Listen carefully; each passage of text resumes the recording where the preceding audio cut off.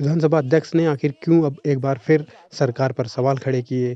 Speaker Ritu Khanduri ने आखिर क्यों सरकार को एक बार फिर से कटघरे में खड़ा कर दिया? ऐसा क्या हुआ कि रितु खंडूरी को सरकार पर निशाना साधना पड़ा?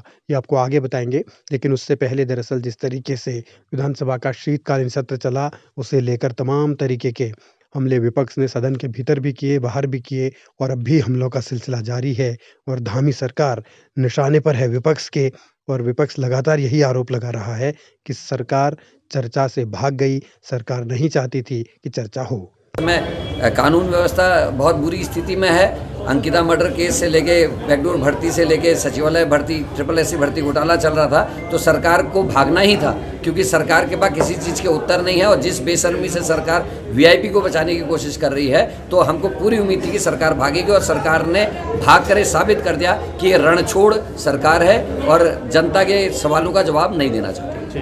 तो क्या सरकार वास्तव में सवालों से भाग गई या फिर विपक्ष उतने दमदार तरीके से वो मुद्दे उठा नहीं पाया जितना उन्होंने सदन के बाहर सड़क पर दिखाया था?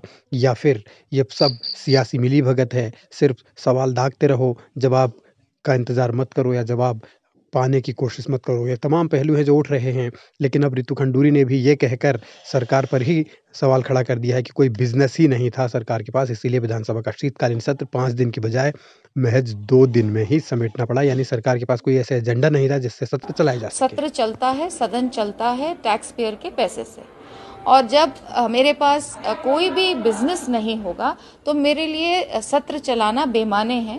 जस्ट टू सैटिस्फाई कोई पॉलिटिकल किसी का एजेंडा हो सकता है, केवल उसके लिए मैं सत्र चलाऊं और 3 या 6 या 10 दिन चलाऊं, ये टैक्स पेयर के साथ खिलवाड़ होगा। हार्ड अर्न मनी है, पैसा बहुत मुश्किल से कमाया जाता है, तो इसलिए बिजनेस होगा तो हम 5 दिन 7 दिन जितना भी दिन का बिजनेस होगा उसको अवश्य चलाएंगे। तो स्पीकर ने सीधा सवाल सरकार पर किया कि सरकार के पास कोई बिज़नेस नहीं था, यानी कोई एजेंडा नहीं था जिससे सत्र 5 दिन चलाया जा सके। मतलब कि सरकार पहले सिर्फ दिखावा करती रही और बाद में जब सत्र चलाने की बारी आई तो 2 दिन में ही समेट दिया। हालाँकि विपक्ष स्पीकर पर भी निशाना साध रहा है। और रितु खंडूरी जी का ये बयान कि बिजनेस नहीं था और हम जनता के धन का दुरुपयोग नहीं करना चाहते, ये पाप है। मैं घोर आपत्ति दर्ज करता हूँ और उनके इस बात का विरोध करता हूँ, क्योंकि जनता के प्रश्नों का विधानसभा में नहीं उठना और बिना बिजनेस के 5 दिन का सत्र आपने आहूत क्यों किया? सरकार ने बिजनेस क्यों नहीं लाई? क्यों आप अनुपूरक बजट लेके आए? जब आपका टोटल जो पिछला बजट पास हुआ था उसका आपने 60% पैसा खर्च किया था, उसके बाद भी आप अनुपूरक बजट लेके आए। सवाल कई उठ रहे हैं।